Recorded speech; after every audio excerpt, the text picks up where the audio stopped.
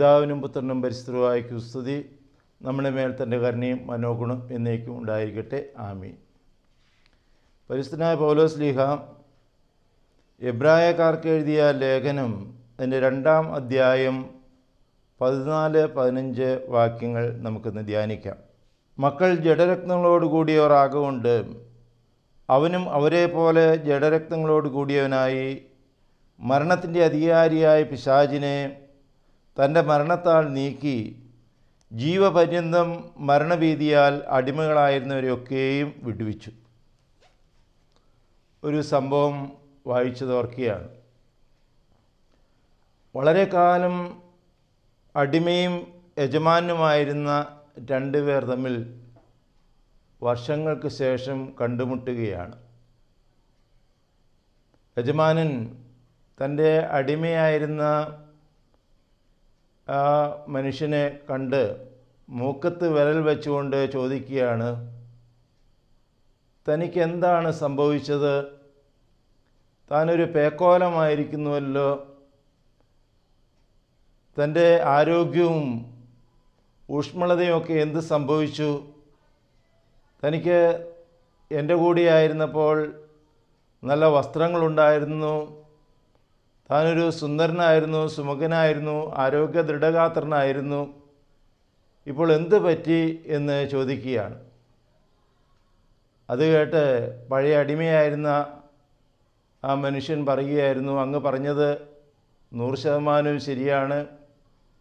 ഞാൻ അങ്ങയുടെ കൂടെ ആയിരുന്നപ്പോൾ എനിക്ക് ഭക്ഷണത്തിന് യാതൊരു പഞ്ഞവും ഉണ്ടായിരുന്നില്ല, ഇഷ്ടംപോലെ വസ്ത്രമുണ്ടായിരുന്നു, എനിക്ക് ആരോഗ്യമുണ്ടായിരുന്നു. ഇന്നതെല്ലാം ക്ഷയിച്ച് ഞാനൊരു ദാരിദ്ര്യത്തിൽ കഴിയുന്ന ഒരവസ്ഥയാണ്. എൻ്റെ ഭാര്യയ്ക്കും കുഞ്ഞുങ്ങൾക്കും ഭക്ഷണം പോലും കൊടുക്കുവാനായിട്ട് എനിക്ക് സാധിക്കുന്നില്ല. ഇന്ന് എൻ്റെ ആരോഗ്യം ക്ഷയിച്ചു. എനിക്ക് അകപ്പാടെ കൈമുതലായിട്ടുള്ളത് ചോർന്നൊലിക്കുന്ന ഒരു ചെറ്റക്കുടിൽ മാത്രമാണ് എന്ന് തുറന്ന് സമ്മതിക്കുകയാണ്. അപ്പോൾ ആ പഴയ യജമാനൻ തൻ്റെ പഴയ അടിമയോട് ആവശ്യപ്പെടുകയാണ്, അങ്ങനെയെങ്കിൽ താൻ ആ പഴയ ആ സൗഭാഗ്യത്തിലേക്ക് എൻ്റെ കൂടെ തിരിച്ചു വരുന്നുണ്ടോ? അപ്പോൾ അദ്ദേഹം പുഞ്ചിരി തൂക്കിക്കൊണ്ട് മറുപടി പറഞ്ഞു, ഒരിക്കലുമില്ല. ഞാൻ ഇപ്പോൾ സ്വതന്ത്രനാണ്.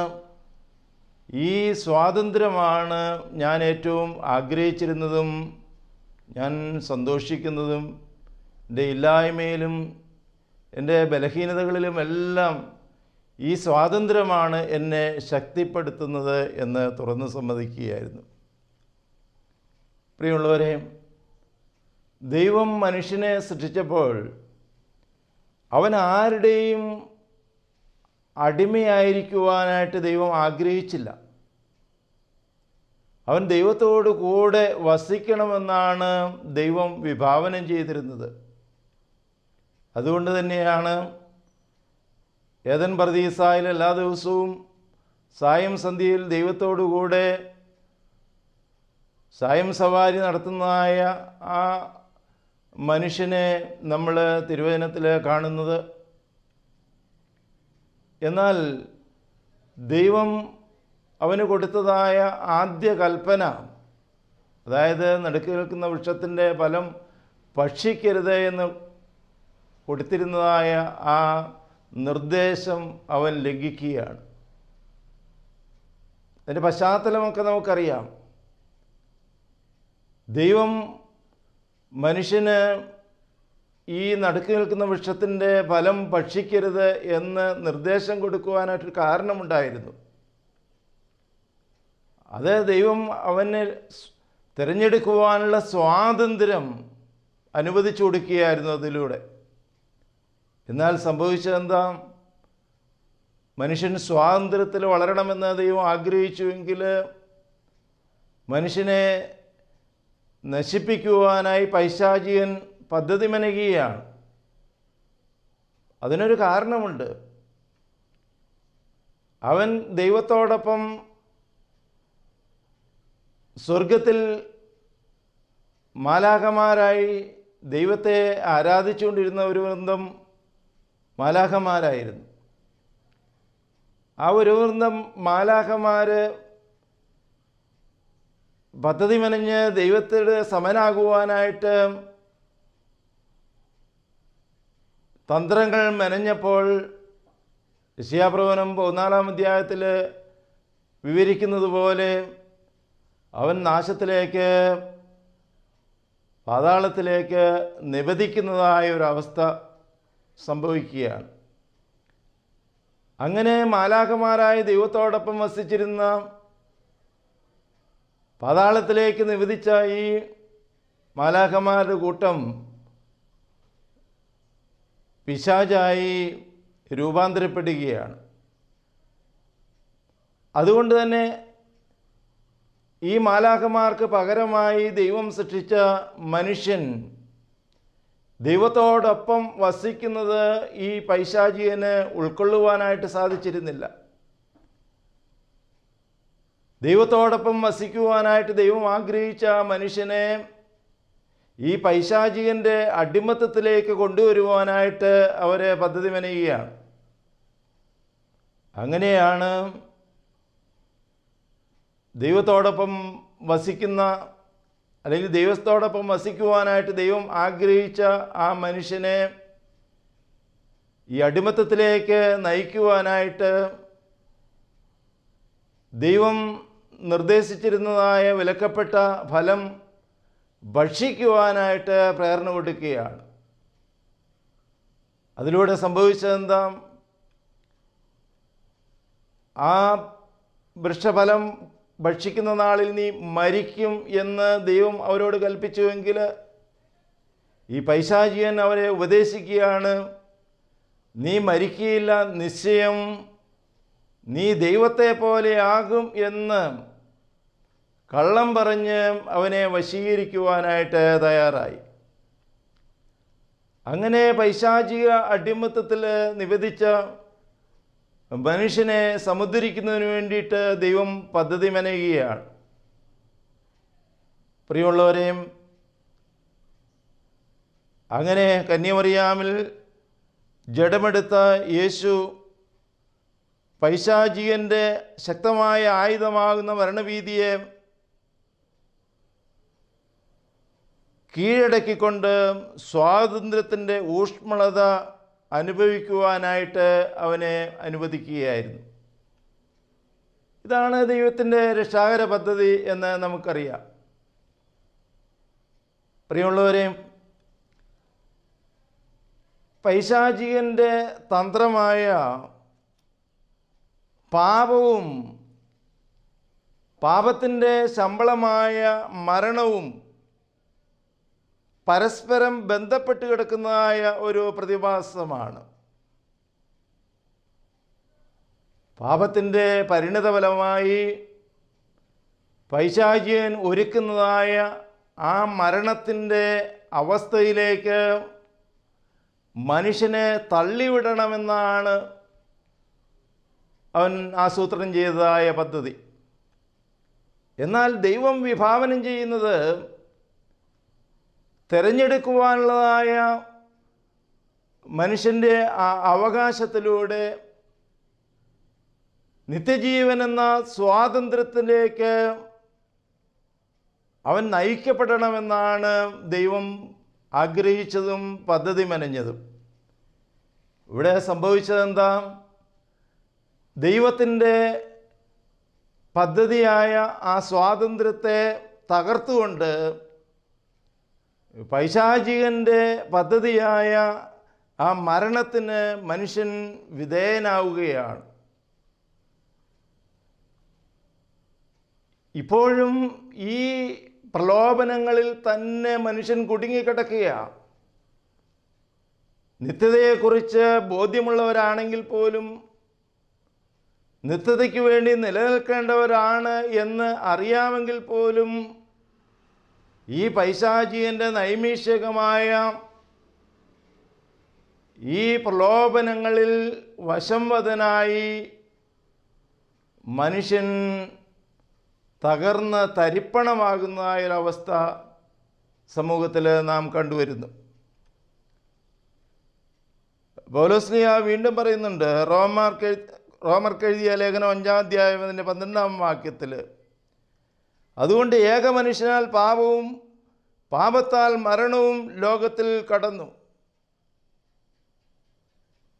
ഏകൻ്റെ ലംഘനത്താൽ അനേകർ മരിച്ചുവെങ്കിൽ ഏക മനുഷ്യനായ യേശുവിൻ്റെ കൃപയാലുള്ള ദാനവും അനേകർക്ക് വേണ്ടി ഏറ്റവും അധികം കവിഞ്ഞിരിക്കുന്നു. പ്രിയമുള്ളവരെ,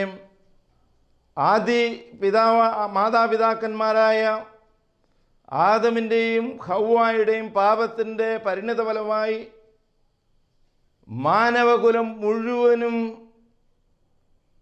ഈ മരണത്തിൻ്റെ അടിമത്തത്തിലേക്ക് കൂപ്പുകുത്തിയെങ്കിൽ ആ അടിമത്തത്തിൽ നിന്ന് വിടുവിക്കുന്നതിനു വേണ്ടി രണ്ടാം ആദാം ആകുന്ന നമ്മുടെ കർത്താവായ യേശു പദ്ധതി മെനഞ്ഞ് കാൽവറിയിൽ തന്നെ ബലിയായി സമർപ്പിച്ച് അനേകർക്ക് വേണ്ടി ഏറ്റവും അധികമായി തന്നെ വിട്ടുകൊടുക്കുകയായിരുന്നു. പ്രിയമുള്ളവരെയും, നമുക്കറിയാം, ഇന്ന് മനുഷ്യൻ സാഹചര്യങ്ങൾക്ക് അനുസരിച്ച് ജീവിക്കുവാനായിട്ട് ആഗ്രഹിക്കുന്നവരാണ്. ഒഴുക്കിന് എതിരെ നീന്തുക എന്നുള്ളതാണ് ജീവൻ്റെ ലക്ഷണമെന്ന് നമുക്കറിയാം.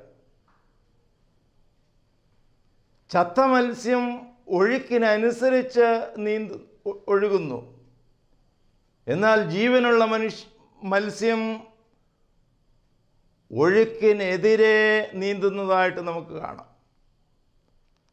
സാഹചര്യങ്ങൾക്ക് അനുസൃതമായിട്ട് നമ്മുടെ പദ്ധതികൾ നാം മെനയുമ്പോൾ ഒരുപക്ഷെ നമുക്ക് താൽക്കാലികമായ സൗഭാഗ്യങ്ങൾ ലഭിച്ചു എന്ന് വരാം. എന്നാൽ അത് നാശത്തിലേക്കാണ് നമ്മെ നയിക്കുന്നത് എന്ന് നമ്മൾ മനസ്സിലാക്കണം.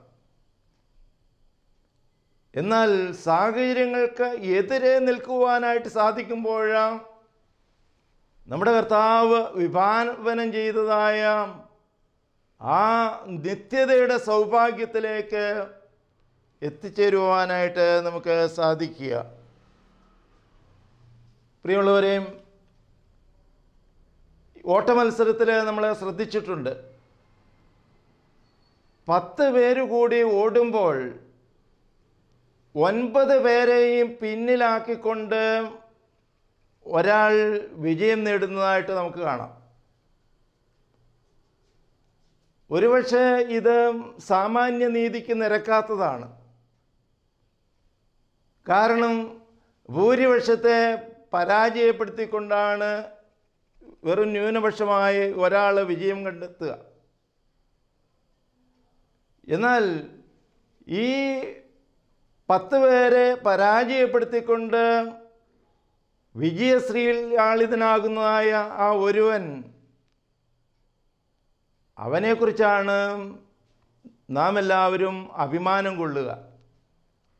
മഹാത്മാഗാന്ധി ഇന്ത്യൻ സ്വാതന്ത്ര്യത്തിന് വേണ്ടിയിട്ട് പൊരുതിയപ്പോൾ അദ്ദേഹത്തിൻ്റെ കൂടെ 100-ൽ താഴെ പ്രവർത്തകരായിരുന്നു ഉണ്ടായിരുന്നത്.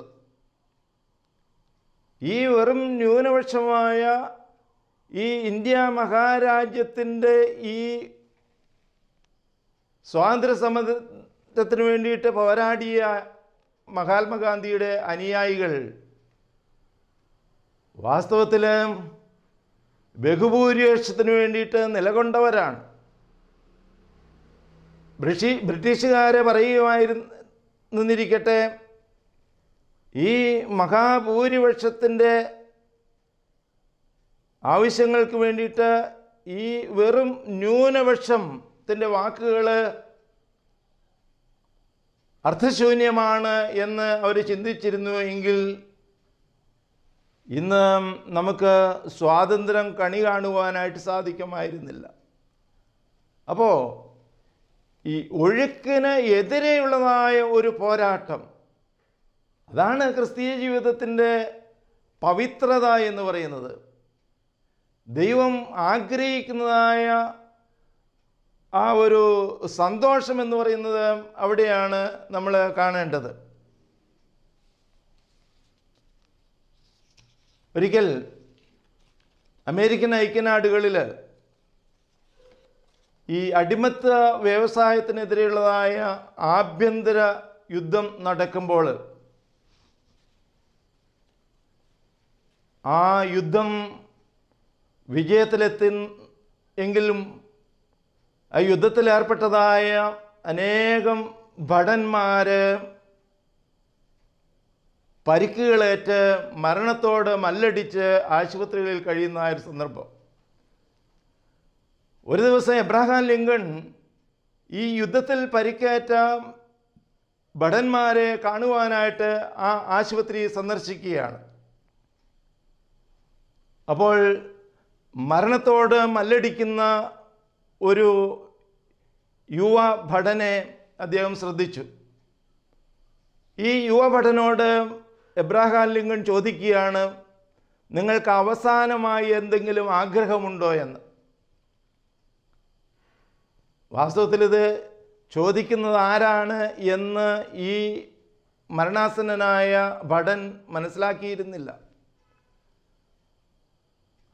അദ്ദേഹത്തിൻ്റെ അവസാനത്തെ ആഗ്രഹമായിട്ട് അദ്ദേഹം പറഞ്ഞു, എൻ്റെ മാതാപിതാക്കൾക്ക് ഒരു കത്തെഴുതുവാനായിട്ട് എന്നെ ഒന്ന് സഹായിക്കാമോ? അങ്ങനെ ഈ മരണാസന്നനായ യുവഭടൻ്റെ ആഗ്രഹമനുസരിച്ച് എബ്രഹാം ലിങ്കൺ അദ്ദേഹം പറഞ്ഞ വാക്കുകൾ എഴുതുകയായിരുന്നു.